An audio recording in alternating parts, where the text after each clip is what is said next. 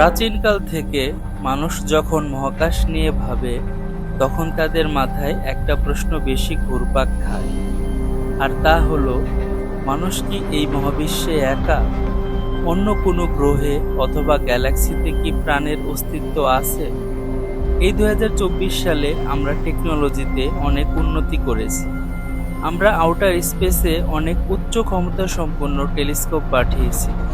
প্রতিনিয়ত নাসা তাদের বিশাল টেলিস্কোপ দিয়ে আকাশে নক্ষত্রদের পর্যবেক্ষণ করছে রাত দিন 24 ঘন্টা। কিন্তু আমরা এখন পর্যন্ত পৃথিবীর বাইরে কোনো প্রাণের অস্তিত্ব খুঁজে পাইনি। যদিও আমরা এখন পর্যন্ত অনেক এক্সোপ্ল্যানেট ডিসকভার করতে সক্ষম হয়েছি।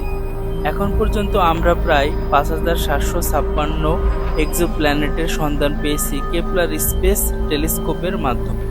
আবিষ্কৃত এসব এক্সোপ্ল্যানেটের মধ্যে অনেক প্ল্যানেটই আছে যেগুলো রয়েছে হ্যাবিটেবল জোনে, জাস্ট লাইক আওয়ার আর্থ। চলুন হ্যাবিটেবল জোন কি তা বোঝার চেষ্টা করি।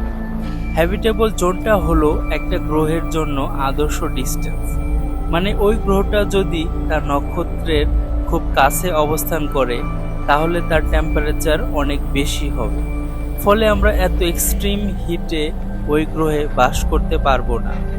আবার ওই গ্রহটা যদি তার নক্ষত্র থেকে খুব দূরে থাকে তাহলে ওই গ্রহের টেম্পারেচার অনেক কম হবে, ফলে এত কম টেম্পারেচারে উদ্ভিদ এবং প্রাণীর বেঁচে থাকা পসিবল হবে না। এজন্য ওই প্ল্যানেটটা যদি এমন এক জায়গায় অবস্থান করে যেখানে নক্ষত্রের তাপ খুব কম বা বেশি না হয়ে যদি টেম্পারেচার ব্যালেন্স ওয়েতে ডিস্ট্রিবিউট হয়, তাহলে ওয়াটার লিকুইড অবস্থায় পাওয়া সম্ভব। আর আমরা সবাই জানি, যেখানে ওয়াটার থাকবে সেখানে প্রাণের সৃষ্টি হয়। আর নক্ষত্র থেকে প্ল্যানেটের আইডিয়াল ডিস্টেন্স হলো হ্যাবিটেবল জোন। মেন টপিকে ফিরে আসি।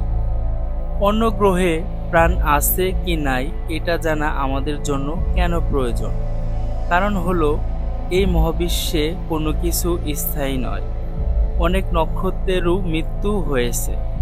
আর আমরা এই সময় এসে বুঝতে পারছি যে আমাদের অস্তিত্ব একসময় ডাইনোসরদের মতো হবে।